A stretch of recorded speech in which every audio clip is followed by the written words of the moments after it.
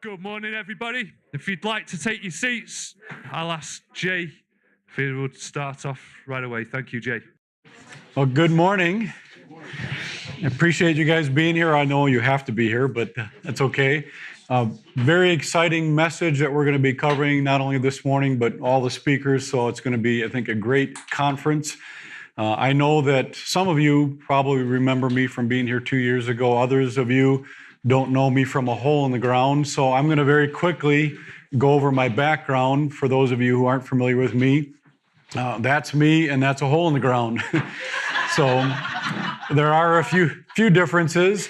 I was raised in a Christian home, and you can see very clearly that this is a Christian home. And I went to our public schools all the way through high school, which was about 18 years old. When I graduated from high school, I went to John Brown University in the States to study mechanical engineering. Partway through, I became more interested in physics, so I did get a degree in engineering there, but then I left there and went to another state university, University of Wisconsin-Whitewater, to get a degree in physics. And that's when my world changed quite a bit, going from a Christian university to a state university.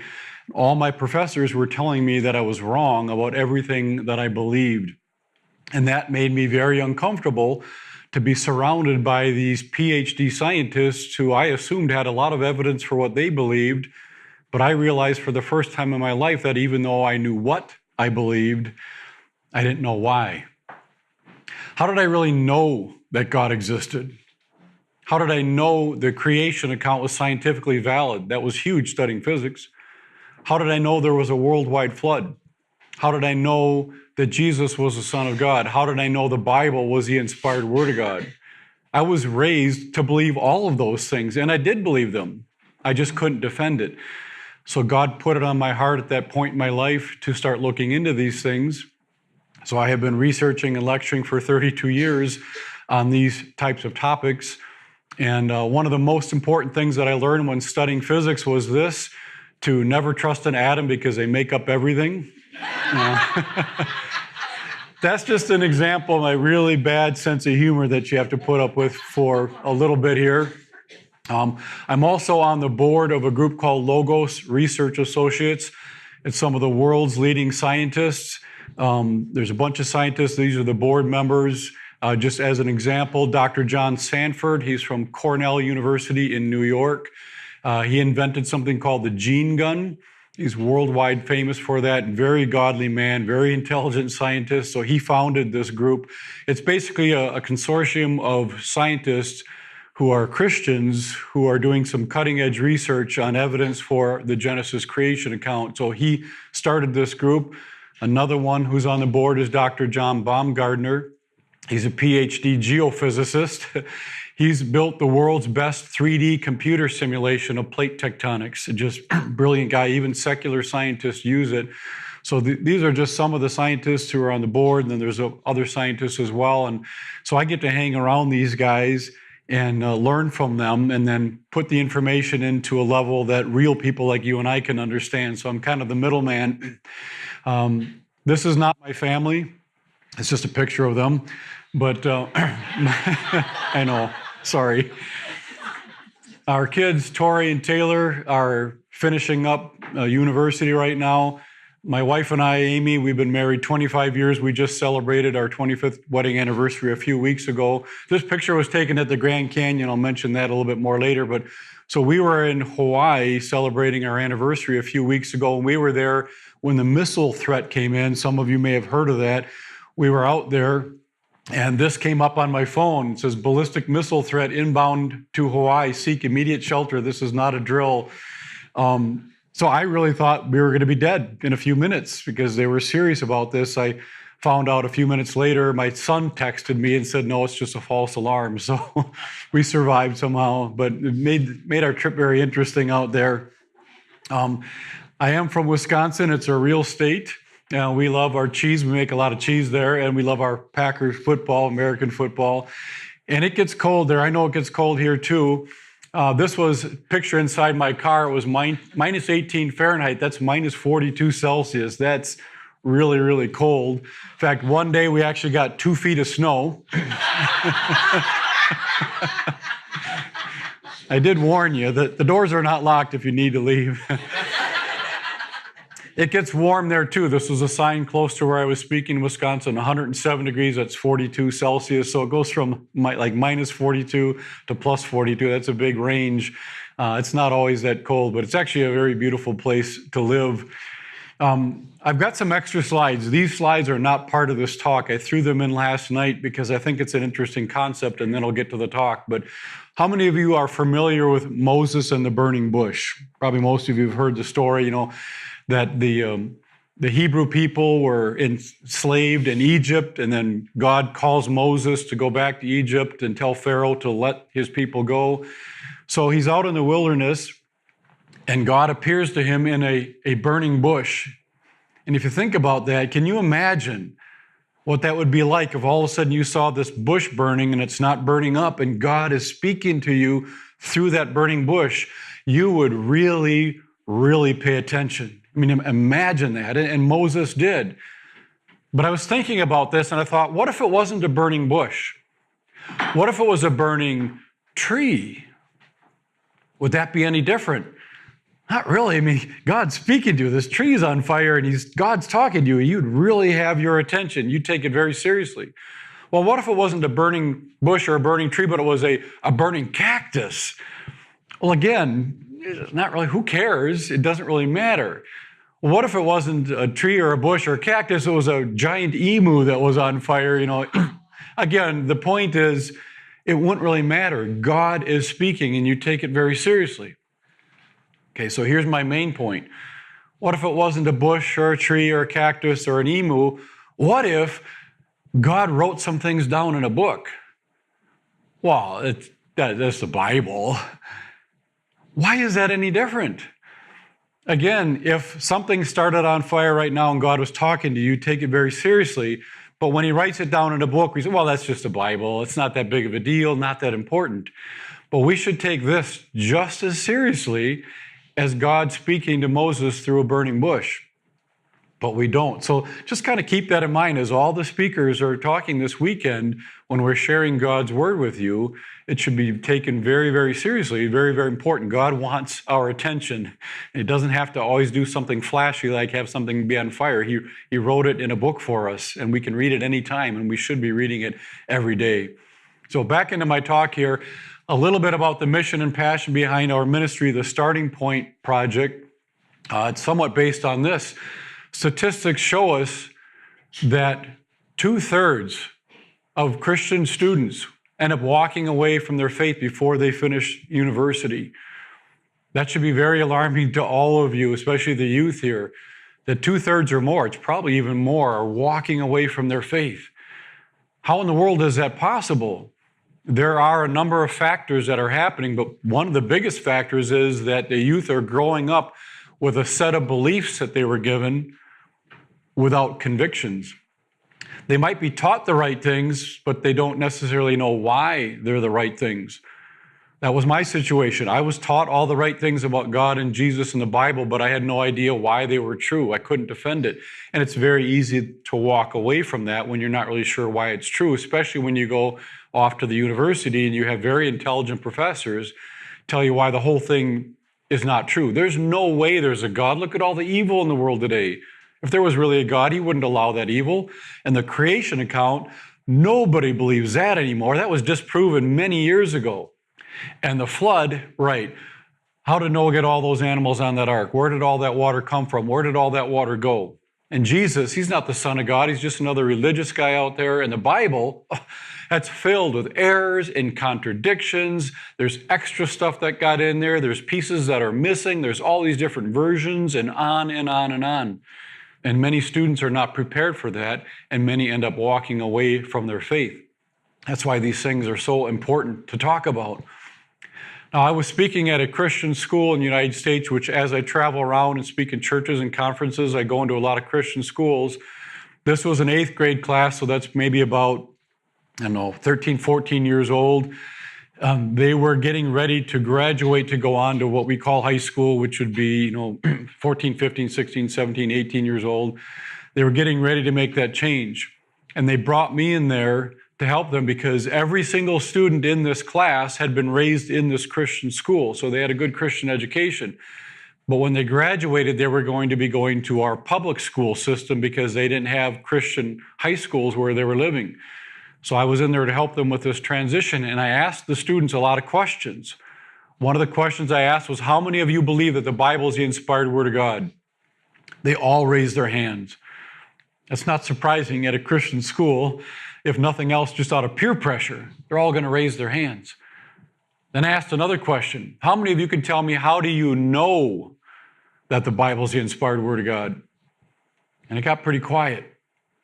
Then a few hands went up, and these are the responses they gave me. Because it says it is, because I believe it is, because it was written by God, and because that's what I've been taught.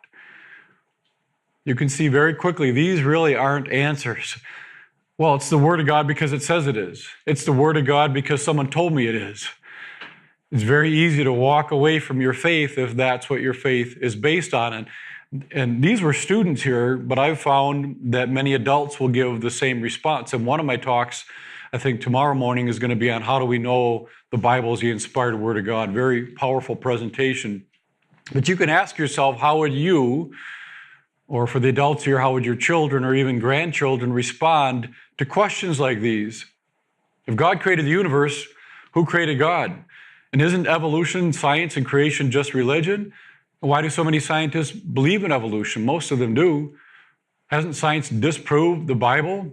Can you really trust the Genesis creation account? Where did all that water go after the flood? Is there life in outer space? What about all the ape men? You go to the museums, they've got actual bones there. What do we do with that? Was there really an ice age? Did God really create everything in 6 days? And where did all the races come from? It's been stated that the heart cannot rejoice in what the mind rejects. Meaning, if you're struggling with questions like these or others, how stable will you be in your faith? How eager will you be to witness to other people? Or are you going to start wondering, am I just fooling myself with all this Bible stuff? I mean, science keeps disproving the Bible. Maybe I just need to have stronger faith and just kind of grit my teeth. I'm going to believe it no matter what. Or bury our heads in the sand and ignore all this. And many Christians do that. They just kind of ignore all this. I'm just going to believe it no matter what. I'm not going to think about it.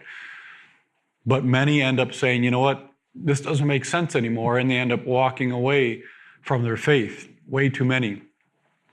Here's an interesting quote from a professor at the University of Virginia in the States. If you're a little sleepy this morning, this will probably wake you up. This is what he said. Secular professors in the universities ought to arrange things so that students who enter as bigoted, homophobic, religious fundamentalists will leave college with views more like our own. Students are fortunate to find themselves under the benevolence of people like me and to have escaped the grip of their frightening, vicious, dangerous parents. We're going to go right on trying to discredit you parents in the eyes of your children, trying to strip your fundamentalist religious community of dignity, trying to make your views seem silly rather than discussable. And this is happening at universities all over the world, not just in the United States.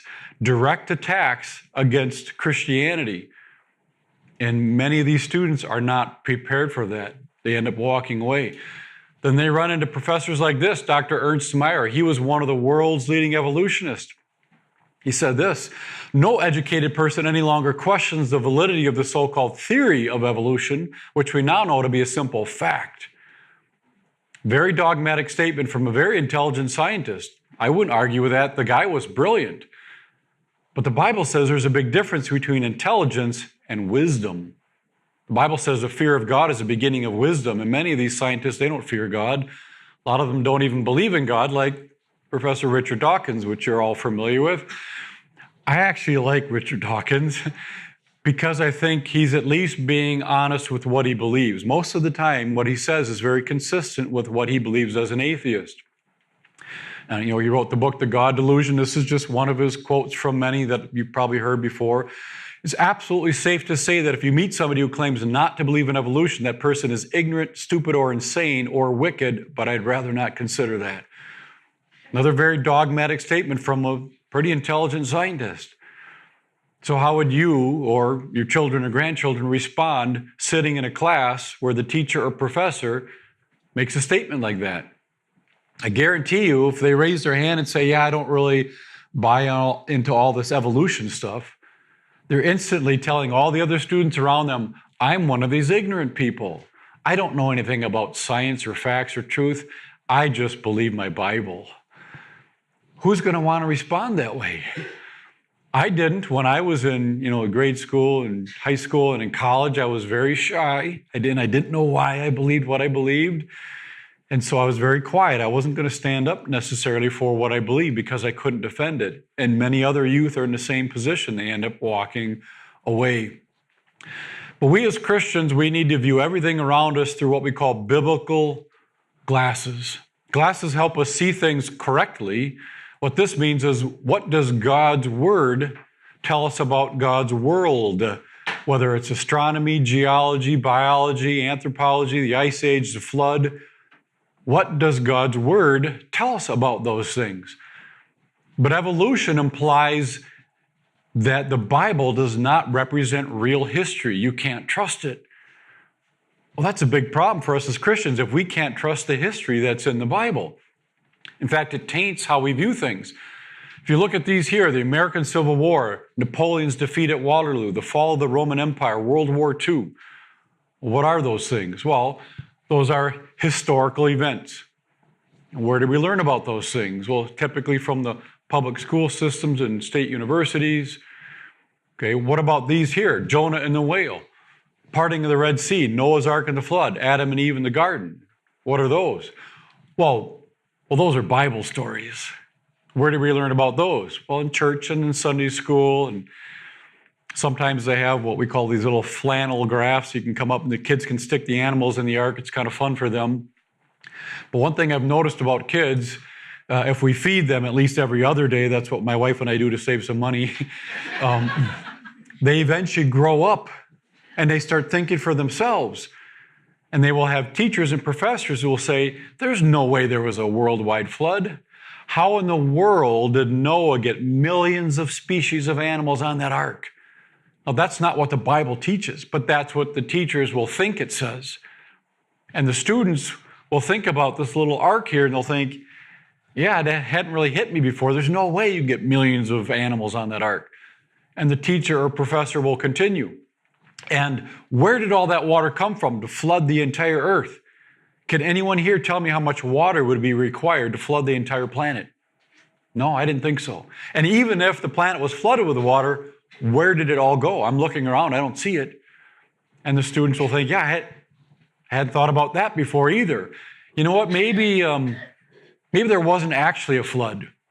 It's just a story in the Bible to teach us about, I don't know, animals, water, boats. It's a cool story. You gotta love the story, even if it didn't happen. So they throw that out. And they throw other things out. And if you're gonna throw anything in the Bible out, you're certainly gonna throw creation in 6 days out. I mean, nobody believes that, right?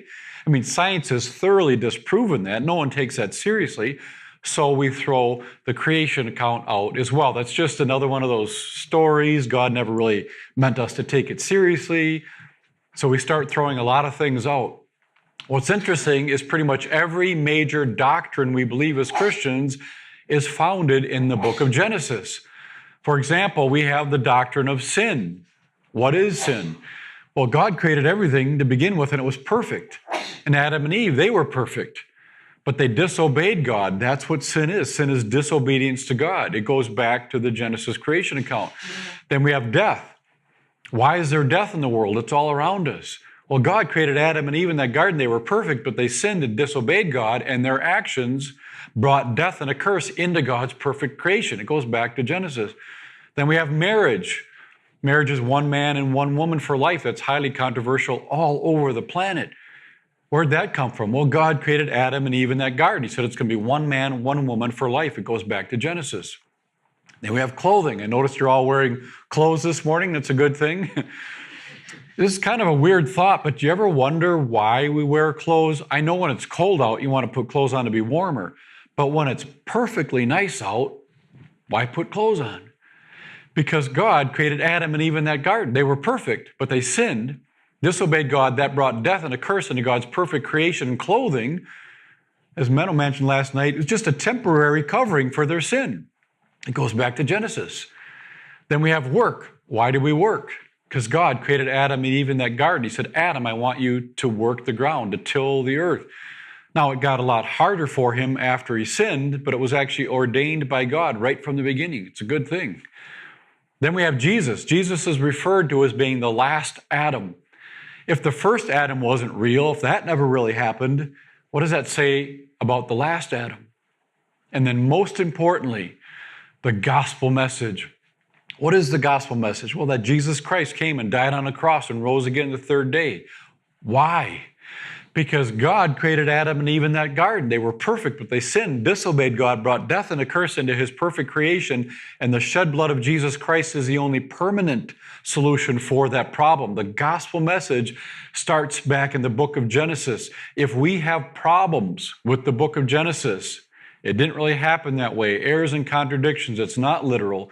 We have problems with pretty much everything we believe as Christians. This is very important. In fact, if Genesis is not literal history with a literal very good creation and a literal Adam and Eve, then sin did not literally enter the world through their actions, and you and I don't literally need to be saved. I hope you can start to see that this is very important. This is not a side topic that some people are into studying. This is fundamental for every single Christian. One other quote from another atheist. I think this quote is very disturbing, but I also think it's very logical. This is what he said. Christianity has fought, still fights, and will continue to fight science to the desperate end over evolution, because evolution destroys utterly and finally the very reason Jesus' earthly life was supposedly made necessary. Destroy Adam and Eve in the original sin, and in the rubble you will find the sorry remains of the Son of God. If Jesus was not the Redeemer who died for our sins, and this is what evolution means, then Christianity is nothing. And I would agree with that. If evolution is true, as they're teaching it in the school systems and universities, then Christianity is not true. If evolution is true, there wasn't an original perfect creation with a perfect Adam and Eve who sinned and ticked God off and got him mad, and God kicks him out and says, oh great, now I guess I got to send my son to die on a cross for them. That didn't happen if evolution is true. Now, many Christians put the two together. They say, I have the solution. God used evolution. On the surface, it sounds like a great solution. But if you do any studying of Scripture at all, the two do not fit well together at all. And if you study science at all, you realize evolution is not a good scientific idea. And we'll be looking at that in more detail in my next talk this afternoon as we look into some of the scientific evidences of the whole creation-evolution controversy. Now, Psalm 118:8 says it's better to trust in the Lord than to put confidence in man. And 1 Corinthians 3:19 says, for the wisdom of this world is foolishness with God. Meaning the most brilliant scientists we have, as smart as they are, they know nothing compared to God. We need to trust God for what he tells us, and we can. We can trust the Bible from cover to cover in everything that it says. Now, since we are talking about evolution a little bit here, we need to define it because this word is used in so many different ways. When I'm talking about evolution, I'm not talking about the evolution of the phone. They will talk about how the phone has changed over the years, and they will call that the evolution of the phone. I don't have a problem with that. If they want to call that evolution, that's fine. That's just not what I'm referring to when I'm talking about evolution. It's not what they're referring to in the school systems and universities either. I'm also not talking about different types of dogs or different types of cats or even different types of beaks on finches that Darwin got very excited about. These are facts of science. We see them all the time. Nobody argues with this, but these have nothing to do with evolution as taught in the schools and universities. This is what I'm referring to by evolution, and this is what they're teaching, that supposedly about 3.8 billion years ago, a single-celled organism slowly turned itself into every other life form on this planet over millions and millions and millions and millions of years. This is really a story that's told about the past because they weren't there to see it, so they're telling a story as to what they think happened a long time ago. We also call this molecules to man evolution, the idea that dead chemicals got together to form that living cell, which eventually turned itself into every other life form, including human beings. That is a story that's told about the past. I recommend that you say you don't believe in molecules to man evolution, because if you just say you don't believe in evolution, they're going to think you don't believe in change, because in their minds, change and evolution are the same. If you reject evolution, you're saying you don't believe in change. We do see change all the time. We see different breeds of dogs and cats and things like that, which I'll talk about this afternoon. But we don't see the types of changes that would turn a single cell into a human being. So one other thing I'll share very quickly, it's very important and it's very powerful and it's really easy to understand, and it will help you sort through the whole creation evolution controversy a lot better. Here's the point. There are two types of science: observational science and historical science. Observational science deals with things that we typically do in a laboratory. We make cell phones, computers, we cure diseases. It's great stuff. Creationists and evolutionists are not debating observational science. We know how it works. But too often, the evolutionists will say, you Christians, you creationists, you guys reject science. You just believe the Bible. That's not true at all. In fact, almost every major area of science we have today was founded by a Bible-believing Christian. I'll talk about that more tomorrow.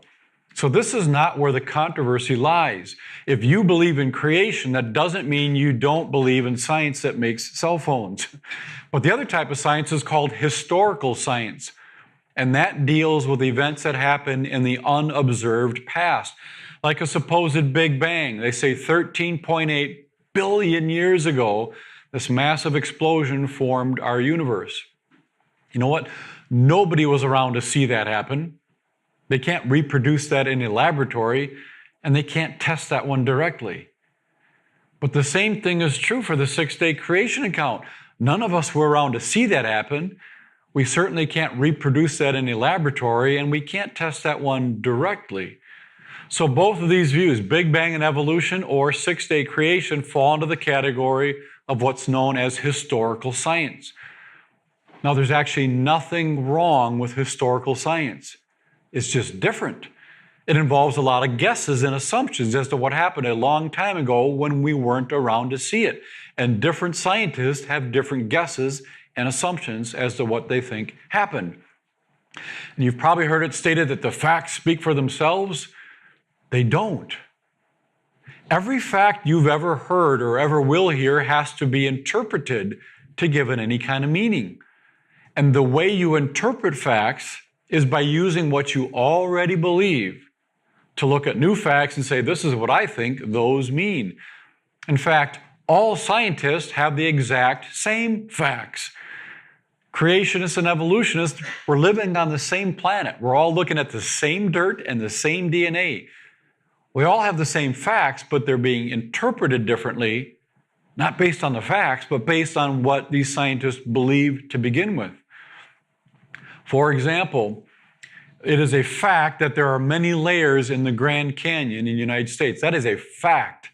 An atheist can go there and see them. A Christian can go there and see them. That's just a fact. An evolutionist would look at these layers through a filter or worldview of man's wisdom. All the wisdom man has built up over the years, they would use those beliefs and then look at the layers and say, we think that it would take millions and millions of years to accumulate all those layers in the earth. A Christian or a creationist can look at the exact same facts, same layers, and say, you know what? This is what I would expect to see, because the Bible says there was a worldwide flood. And a worldwide flood would lay layers down, sedimentary layers down all over the planet. And that's exactly what we see. I'll talk about that more a little bit later this afternoon. So they're looking at the exact same facts, coming up with two totally different interpretations, not based on the facts, but based on what they already believe to begin with. Quick side note, I co-lead tours to the Grand Canyon. The next one we're doing is June 28th through July 1st, if anyone's interested in going. We spend one day walking along the rim of the Grand Canyon looking 1 mile down to the Colorado River. I'm actually afraid of heights, but I figured this won't be an issue for me because the canyon's not high. It's just really deep. And then the second day, we're actually on the Colorado River. We go around this famous horseshoe bend here, looking up at all the layers. And along the way, we give little mini lectures showing scientific evidences for the Genesis flood, Genesis 6 through 8, worldwide flood. The point is to show that you can trust the Bible from cover to cover and everything it says. There is no way that the Colorado River carved out that canyon. That's what we're taught. Millions of years of river flowing, carving out the canyon. I'll just give you one thing that we share along the way, or maybe a couple real quick. When you look down at the canyon, there's a lot of dirt missing in the big canyon. It's about 5.4 trillion cubic yards of dirt that's gone. When rivers flow through places and they take sediments with them, they dump them off at the end. They deposit them there. It's called a delta. Can you imagine the massive delta that would be at the end of the Colorado River if it carved out that entire canyon? It's not there at all because the river didn't carve that out. It was a catastrophic flood that pushed it all out across the continent and into the ocean. Also, when you're standing on the rim, looking 1 mile down to that river, what most people don't know, even the secular guides at the canyon aren't even aware of so much, is when you're standing looking 1 mile down, seeing all that dirt missing, there used to be another 1.5 miles of sediments above that point. How do we know that? Because to the north of the canyon, the layers are still there. It's called the Grand Staircase, but they've been washed out by the canyon. Well, the Colorado River didn't wash out 1.5 miles of sediments above the canyon. It's physically impossible. It had to be a worldwide event. So we share things like that along the way. It's a great trip, easy to go on. We've got about 5 or 10 seats left, and we're doing a special. If any church can sign up 10 people to go, the pastor gets to go free. If they sign up 15, the pastor gets to go free and his wife gets to go half price. If they sign up 20, then both pastor and wife get to go free.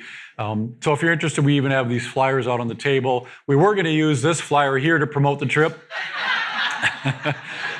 But we thought that might scare people away, so we're not using that one. But back to our talk here, talking about facts again. It is a fact that there are some similarities between apes and human skeletons. An evolutionist would look at these skeletons and these bones and say, see, that's proof, or at least strong evidence, that we have evolved from an ape-like creature because of the similarities. Whereas a Christian can look at the same skeletons and say, you know what? That's what I would expect to see, because they were designed by the same designer. They're living on the same planet and they're eating similar food, so there's got to be some similarities there, and that's what we see. Once again, same facts, two totally different interpretations. Not based on the facts, based on what these scientists believe to begin with. Now, how many of you have heard of Rudyard Kipling? Great children's author, wrote a number of books like, it's hard to read, How the Leopard Got Its Spots, How the Camel Got Its Hump. They call these just so stories. It just so happened that this is how those spots got onto that leopard. They're very imaginative, creative, made-up stories for children. They're very entertaining. But we don't want to see just so stories in science. But too often that's exactly what we see. And here's an example from Geo Times. This is a secular publication talking about just so stories. It says, evolutionists have physics envy. They tell the public that the science behind evolution is the same science that sent people to the moon and cures diseases. It's not. The science behind evolution is not empirical, but forensic. Okay, it's not this observational science we were talking about where they're doing it in the laboratory, they can see it right in front of them. It's forensic science, which is historical, making guesses about things that happened in the past when they weren't around to see it. Goes on to say, because evolution took place in history, its scientific investigations are after the fact. No testing, no observations, no repeatability, no falsification, nothing at all like physics. I think this is what the public discerns, that evolution is just a bunch of just so stories disguised as legitimate science. That's been my experience now for 32 years. I hear a lot of very interesting stories, but no real science behind it. For example, we have just so stories about the origin of the universe. They say it just so happened 13.8 billion years ago, this massive explosion formed our nice, orderly universe. Great story. I'll go into this in a little bit more detail this afternoon, but jumping to the end of this one for now, Leon Letterman, he's a Nobel Prize-winning physicist. He said, when you read or hear anything about the birth of the universe, somebody's making it up. He's not saying they're lying about everything. He's saying they don't know, they weren't there. They're having to make stories up about what they think happened a long time ago. Then we have just those stories about the origin of life.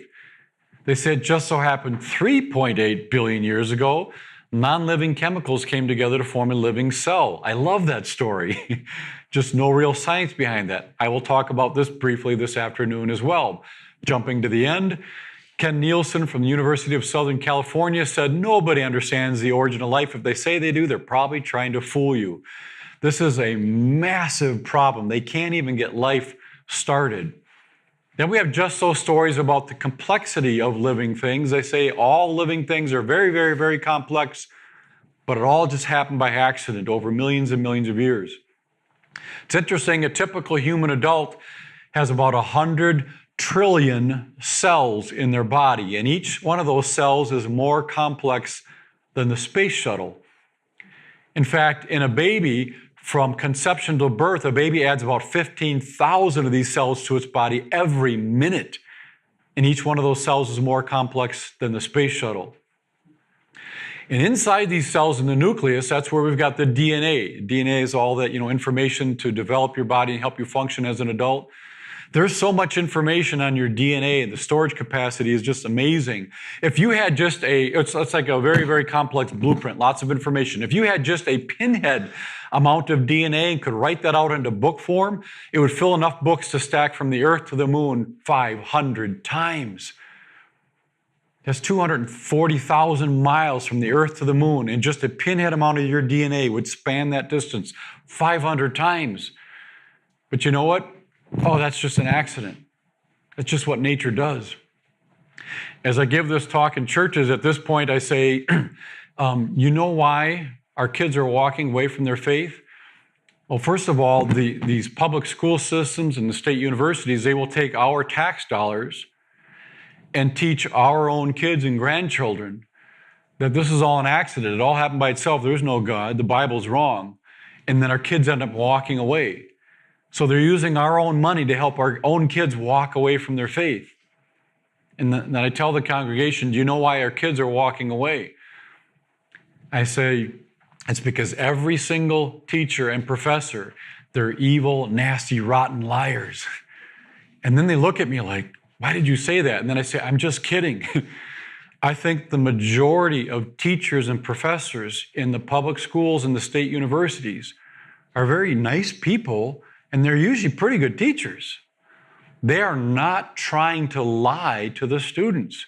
They actually believe these things are true. I'm sure some teachers, some professors probably lying about something. Most of them are not. They actually believe this. They're just teaching the only thing they've ever learned. They went to the same school systems. They graduated. They said, you know what? I would like to be a teacher or professor, and I liked biology. I'm going to get a degree so I can go back and teach. And they go back and they teach biology, and they open up the book and there's evolution, and they teach it because they think it's true. They're not trying to lie. So we should be very careful and not be so angry at them. Unfortunately, much of what they teach isn't true, but they don't even know it. And then I say, you know whose fault it really is? I say, it's your pastor's fault. And then everyone laughs. And I said, because your kids are messed up, and so we bring them to church for the pastor to fix them, right? And then they go home and they get messed up again, so you have to bring them back the next week, and he gives them another booster shot, and that should help a little bit. So no, it's not the pastor's fault. It's largely our fault, our responsibility as parents to be training our children and mentoring them. Yes, our children have choices too, so they're responsible as well, but we as parents should be training our children, and too often we just get busy and we don't do that. We think, well, as long as they're going to church, they should be okay, and going to church can help, but it's not the church's responsibility or the pastor's responsibility, it's ours as parents. So very important point to cover there. We also have just so stories about the variety of life, the species that are out there. And how many of you ever heard of the peppered moth? A number of you have. This is supposedly one of the best evidences for evolution. So let's talk about this quickly here. Here's how the story goes. There are two moths up here on this tree. This one's more camouflaged. It's harder to see because it's lighter colored. This tree has a fungal growth on it called lichens, so it's harder to see this moth. So the birds were flying over and they're very hungry.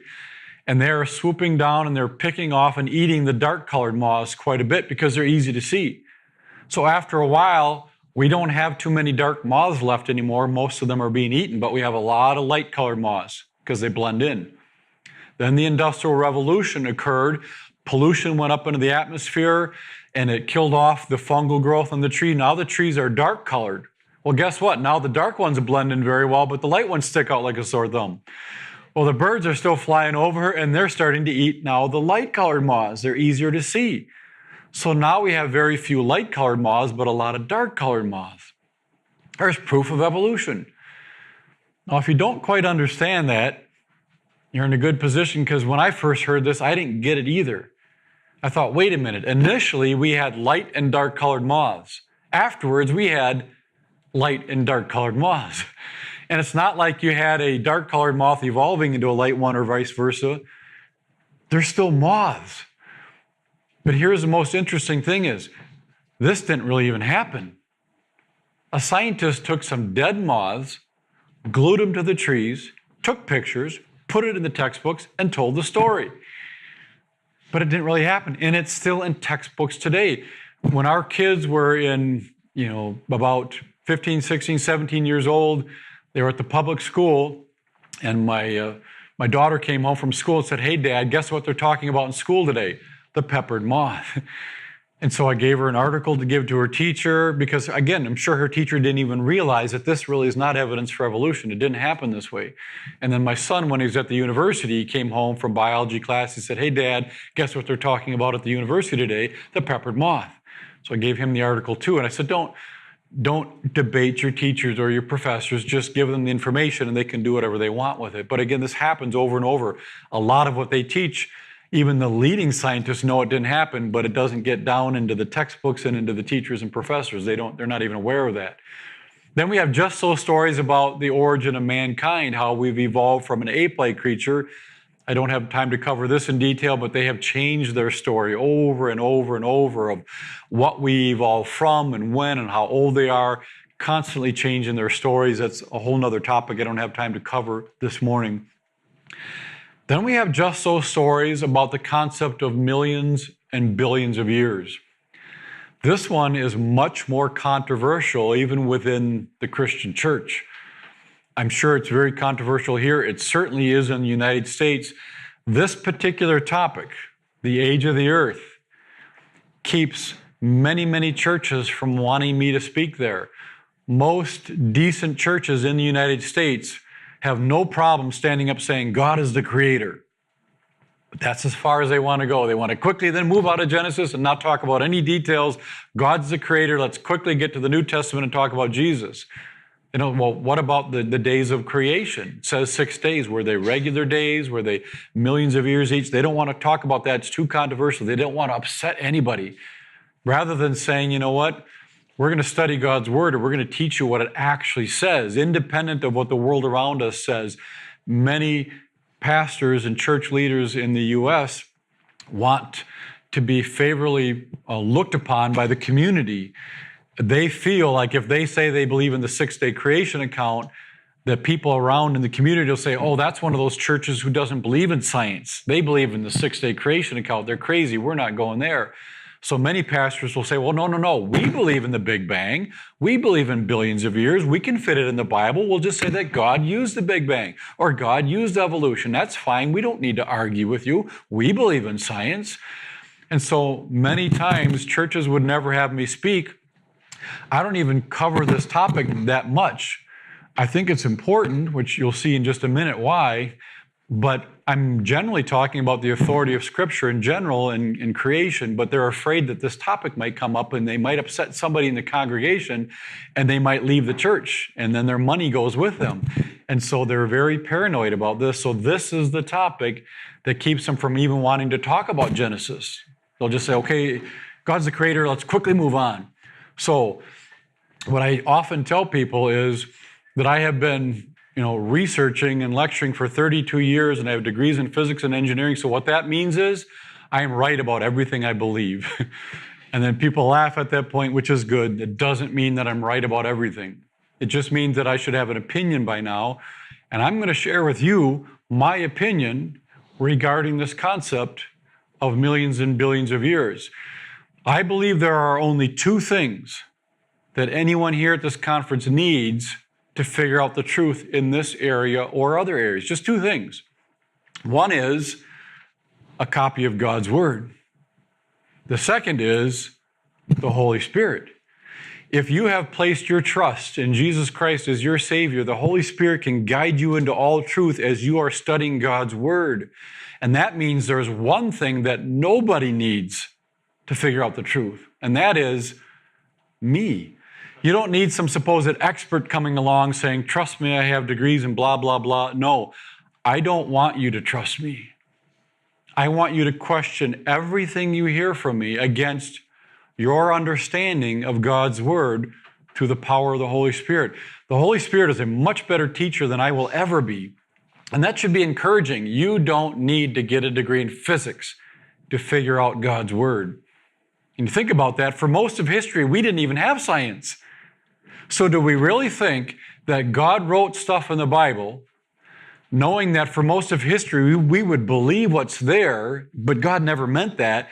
But God knew that eventually we would have modern science to tell us He didn't mean any of that. He didn't mean six-day creation. He really meant millions and billions of years, and He meant evolution and a Big Bang and all that. And we could finally figure that out from what the secular scientists tell us rather than actually studying His Word. That doesn't make any sense. So my point is, you can read Scripture for yourself, and the Holy Spirit can guide you into all truth. And I'll say this, if you do that, are committed to studying God's Word and pray about it, if you end up with a different conclusion than me, I will still have respect that you studied God's Word yourself and you were going by the leading of the Holy Spirit, as opposed to someone else who says, well, I guess I really believe the six-day creation account now because that's what Jay said and he studied this. No, that would mean that you're trusting me, and you shouldn't do that. Trust that God can guide you in all truth as you're studying it. So with that, I will just give you a few short reasons why, after 32 years, I am more convinced than ever that God actually created in 6 literal days. And it was a number of, I think, close to 6,000 years ago, not millions or billions of years ago. Here's just one thing from science. We find in these layers of the earth, it's a fact, there are layers in the earth, we find fossils going up through multiple layers in the earth. They're called polystrate fossils. These are fossils of trees going up through multiple layers. Well, why is that a problem? Well, let's look at the standard story. Let's say that this layer here was laid down 200 million years ago, and then this tree started growing in that layer, and it stood there for hundreds of thousands or millions of years as it's waiting for all the other layers to eventually bury it. That's physically impossible. The tree would have rotted away long before those other layers got there. And take a look at the bottoms of these trees. They're missing something. We call them root systems. These trees were not growing here.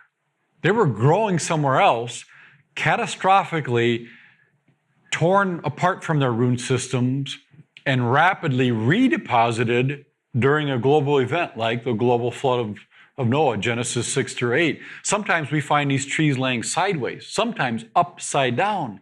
They were not growing there. They were rapidly redeposited in a short period of time during the global flood. Here's an actual photograph of a polystrate fossil tree going up through multiple layers here. We don't have time to talk about Mount St. Helens, but in the state of Washington, United States, this mountain erupted in 1980, and it laid down hundreds of feet of layers in hours and days.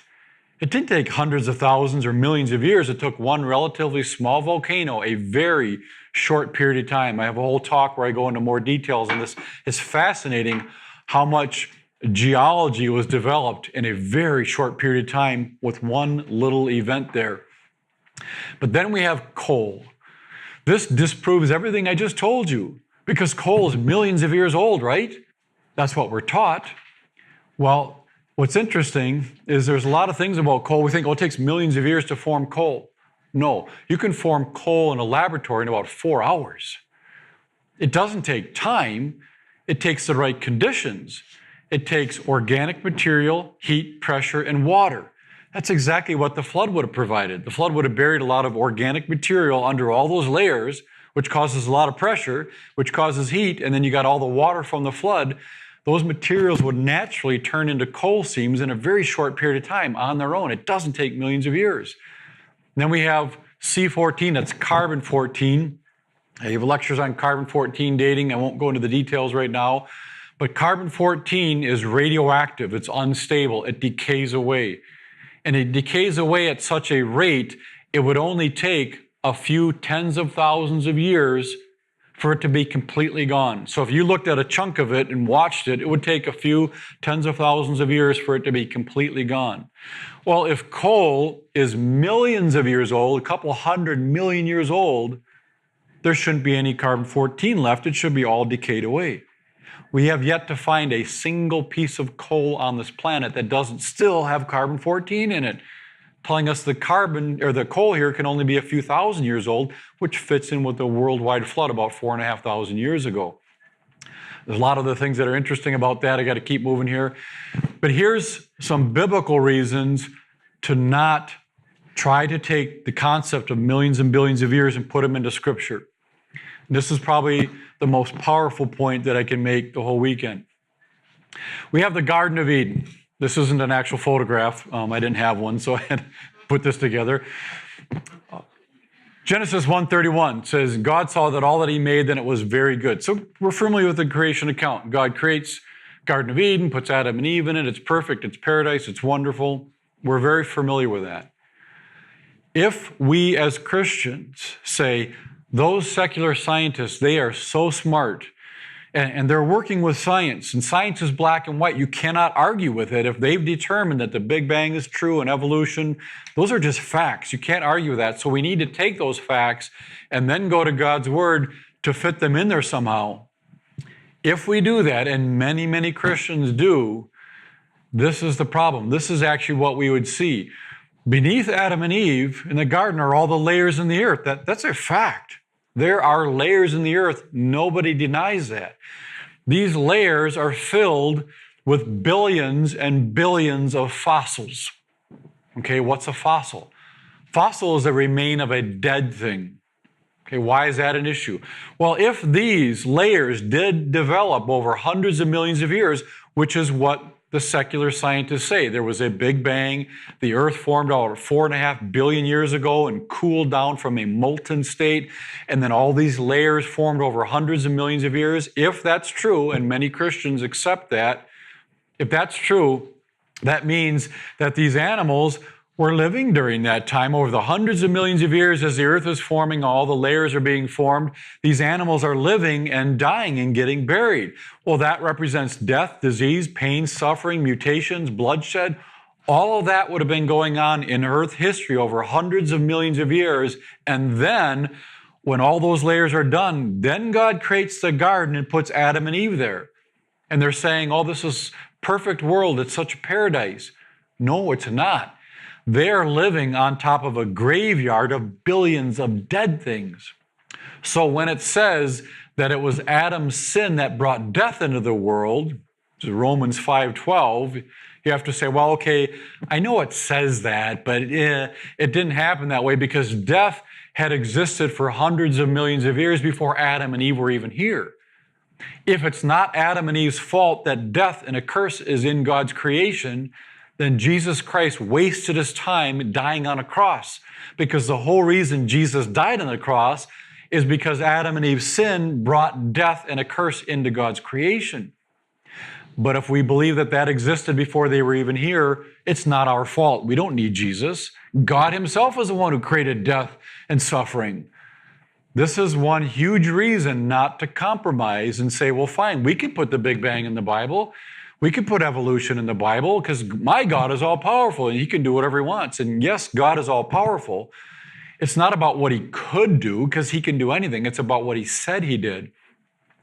And by putting millions and billions of years into Scripture, you have directly affected the gospel message. But many pastors will say, the age of the earth doesn't matter. We're just here to worship Jesus. Long before Jesus was Savior, he was Creator. John chapter 1, Colossians chapter 1, Hebrews chapter 1, for him, by him, through him, all things were created. So if we're going to focus on Jesus, and we should take him just as seriously as Creator as we do as Savior. And so this is an important topic to think about and think through. I give entire talks where we go through a lot more details on that. But wrapping up for this morning, Psalm 119, 160 says, thy word is true, starting right after the Genesis creation account. That's not what it says. It says, thy word is true from the beginning.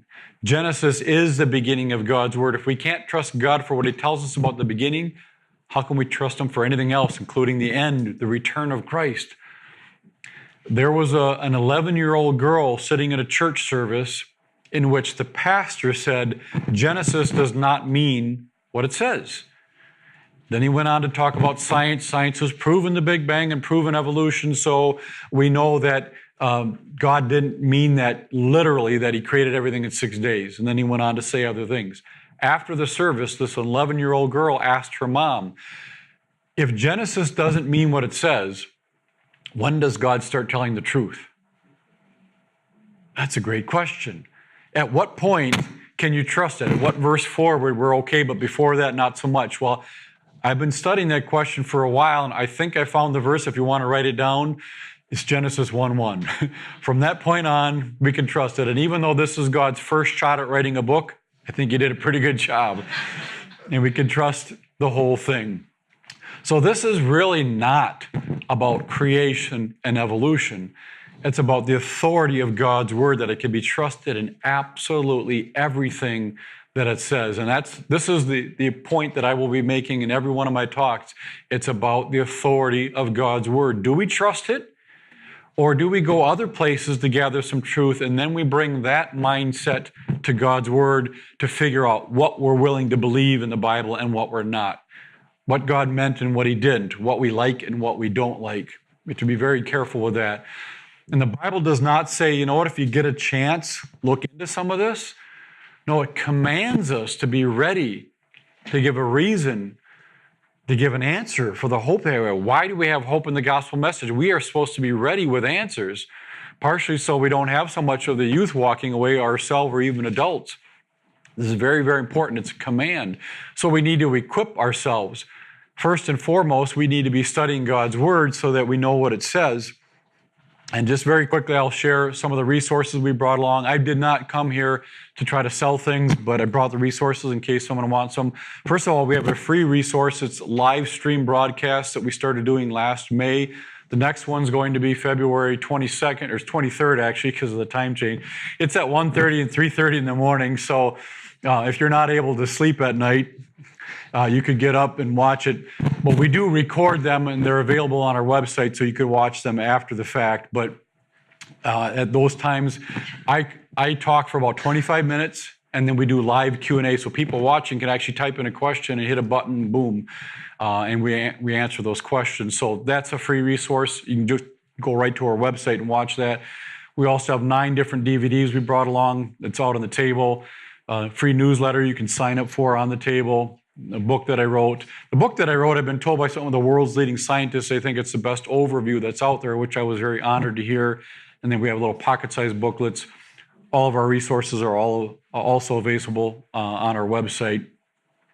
I'm going to skip monthly donors. We don't charge anything for what we do. For 32 years, I've never charged a penny. The way our ministry works is we have monthly supporters, but I'm going to skip that for now. If you want me to speak somewhere else, again, we don't charge anything. We've got I don't know if I put these out here. maybe I'll find them a connection form. If there's a place you'd like me to speak, you could fill out this form or talk to me and see if we could get that. It's a little bit harder over here because I got to get over here somehow to be able to speak. But if you know other places who would like a talk like this, you can get a hold of me, grab one of our cards out there. And again, if anyone's interested, we did have some people from the UK go on our trip, I think last year or the year before. So that's why I'm talking about in case anyone would like to go on that. So that's it. We'll do Q&A during the Q&A panel session, but again, our website is thestartingpointproject.com. You can stay in touch with us that way, or if you have questions, you can send them that way. But again, appreciate you guys letting me talk a million miles an hour. James 1:19 says be slow to speak, but it doesn't say speak slow. So I always go very fast, a lot to cover, but it's not about memorizing these details. It's about being confident in the authority of God's word, knowing you can trust it. And even if questions come up that you can't answer right away, you know answers exist, and you can go to our ministry or others around for those answers. Let me close in a quick word of prayer. Dear Heavenly Father, we just thank you so much for this time we've had to look at the authority of your word. I pray for each youth here and adults as well, that their faith would be greatly strengthened, not so they can go out and win arguments, but so that they can be confident when they're sharing the gospel message with a lost and dying world. And we just pray all these things in Jesus' name. Amen. Thank you very much, Jay. And Jay's back on this afternoon, 4:45. And a reminder about the Q&A, since Jay's mentioned it, the box is out here if you want to put any questions in.